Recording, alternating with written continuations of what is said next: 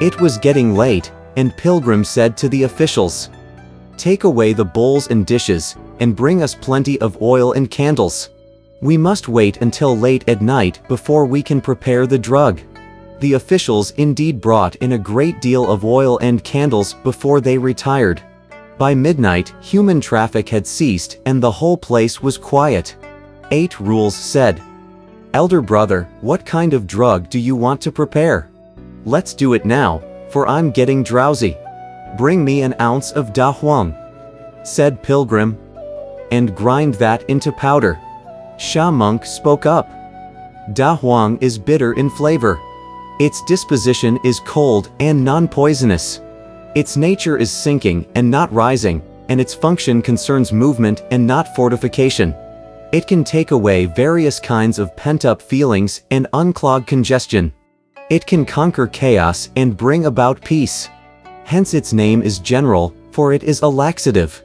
I fear, however, that prolonged illness has weakened the person, and perhaps you should not use it." Smiling, Pilgrim said, "Worthy brother, you don't realize that this medicine will loosen phlegm and facilitate respiration. It will also sweep out the chill and heat congealed in one's stomach. Don't mind me. You go also and fetch me an ounce of Bado. Shell it and strip away the membranes. Pound away also the oil, and then grind it to powder. The flavor of Bado," said 8 Rules, "is slightly acrid. Its nature is hot and poisonous. Able to pare down the hard and the accumulated, it will therefore sweep out the submerged chills of one's internal cavities. Able to bore through clottings and impediments, it will therefore facilitate the paths of water and grain. This is a warrior who can break down doors and passes, and it should be used lightly." "Worthy brother," said Pilgrim, "you, too, don't realize that this medicine can break up congestion and drain the intestines. It can also take care of swellings at the heart and dropsy in the abdomen. Prepare it quickly, for I still must use an auxiliary flavor to lend the medicines further assistance." After the 2 of them had ground the medicines into powder, they said, "Elder brother, what other flavors will you use?"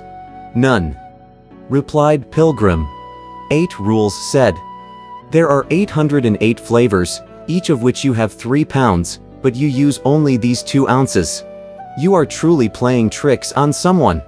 Picking up a flowered porcelain flask, Pilgrim said, "Worthy brother, don't talk so much. Take this flask and scrape me half a flask of soot from the bottom of the frying pan." "What do you want it for?" asked 8 Rules. "For the drug," replied Pilgrim. "This little brother," said Sha Monk, "has never seen the use of soot for a drug."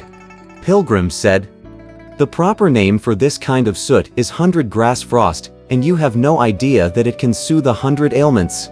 Our idiot indeed brought him half a flask of the soot, which was also ground into powder.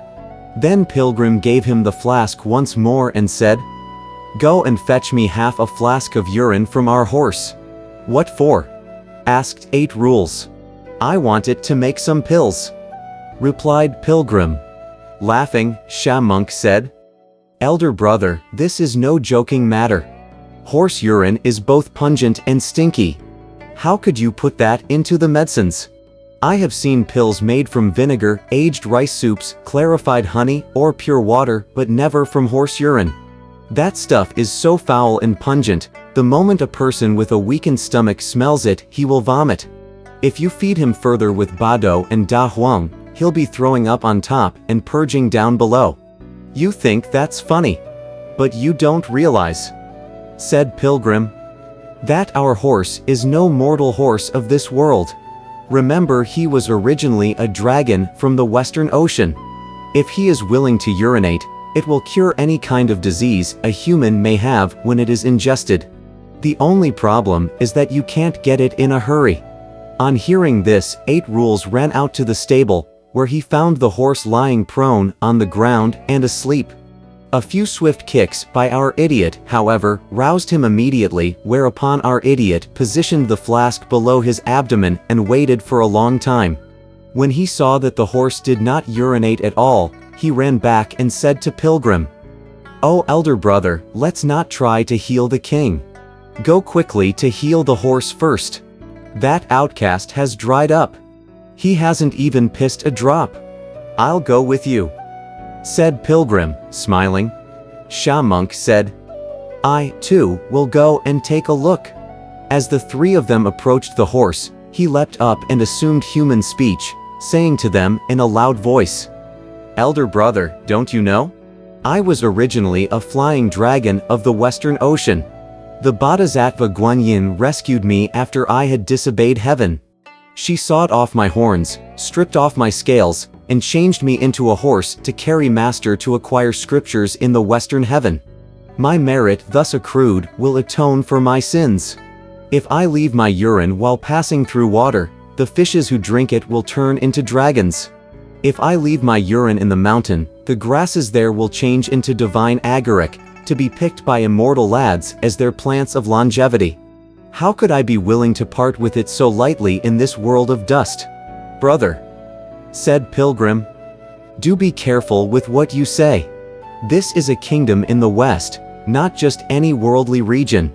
You are not parting with it lightly either. As the proverb says, many pelts are needed for a coat. We need your help to cure the king's illness. If he is healed, all of us will share the glory. Otherwise, I fear we may not be able to leave this place in peace." Only then did the horse reply, "Wait for it. Look at him." His front legs lunged forward while he squatted somewhat with his hind ones, and he clenched his teeth so hard that they ground together noisily. All he could squeeze out after all these efforts were a few drops before he stood straight up once more. "This wretch," said 8 Rules. "Even if it's potable gold, he can certainly piss a little bit more." When Pilgrim saw that they had received slightly less than half a flask already, he said, "It's enough. It's enough. Take it away." Shamunk was delighted. The three of them went back into the hall, where they mixed the horse urine into the other medicines. They then kneaded the paste into 3 large pills. "Brothers," said Pilgrim, "they're too big. No more than the size of a walnut," said 8 Rules. "If I'm going to take them, they won't be enough for a mouthful." They stored the pills in a small box before they all retired, still fully dressed. In the morning, the king attended court once more in spite of his illness. After he had asked the Tang monk to meet him in the hall, he immediately ordered the various officials to hurry over to the College of Interpreters so that they could bow to the divine monk, Elder Sun, and ask for the drug. The officials arrived at the college and prostrated themselves before Pilgrim, saying, "Our king has commanded us to bow to receive your wondrous prescription." After Pilgrim asked 8 Rules to take out the box, he took away the cover and handed the box over to the officials. "What is the name of this drug?" asked one of them. "We have to tell the king when we see his majesty." Pilgrim said, "This is called the elixir of black gold." Smiling, 8 Rules and Shamunk said to themselves, "There's soot mixed in it. It has to be black gold. What sort of medical supplement will be needed?" asked the official again.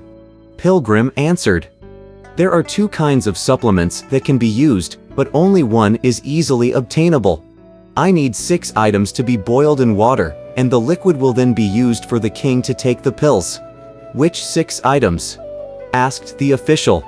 Pilgrim replied, "The fart of an old crow flying in the air, the piss of a carp in swift-flowing streams, the face powder of the Lady Queen Mother, the elixir ashes in Lao Tzu's brazier, 3 pieces of the Jade Emperor's torn head wrap, and 5 strands of whiskers from a tired dragon. The drug taken with the liquid boiled with these 6 things will in no time banish the woe and ailment of your king." On hearing this, the various officials said, "None of these things can be found in the world. May we ask what is the other supplement?" Pilgrim said, "Take the drug with sourceless water." Smiling, one of the officials said, "That's easy to get. How do you know?" asked Pilgrim. "According to the people of our region here," said the official. This is the way to get sourceless water. Take a container to a river or a well, fill it with water, and go straight back to the house without spilling a drop or looking back. When you return to the house, that will be considered sourceless water with which the person who is sick may take the medicine. But the water in a well or a river, said Pilgrim, both have sources. That's not what I mean by sourceless water. What I need is water that drops from the sky, and you drink it without letting it first touch ground.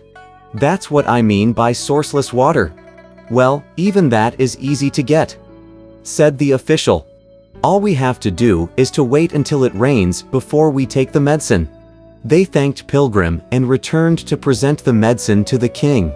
Highly pleased, the king asked his attendant to bring the medicine up for him to look at. What kind of pills are these? He asked. One of the officials replied. The divine monk told us that this is the elixir of black gold. You are to take it with sourceless water. At once the king asked some palace stewards to go fetch sourceless water, but the official said, according to the divine monk, sourceless water is not to be found in either rivers or wells. Only that dropping from the sky and without having touched the ground may be considered the true sourceless water. The king immediately ordered the official before the throne to command the official in charge of magic to pray for rain. As the officials issued the decree, we shall leave them for the moment. We tell you instead about Pilgrim, who remained at the hall of the College of Interpreters.